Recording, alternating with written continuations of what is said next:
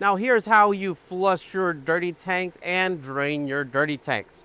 Now here in this panel again, we're gonna come up and open up. We're not going to focus this time on the fresh water. We're gonna focus here.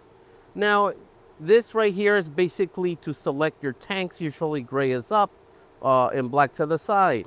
You will hook up your regular garden water hose here and let it run 1 to 2 minutes once you have dumped or drained your tanks. Now, talking about draining your dirty tank. Here's this black cap. All you're going to do is just twist it, let your black cap out. And here in this big cylinder, we're just going to open it up, pull our extended dumping tube, connect it, connect this side to it, and again, wherever you need to dump your waste.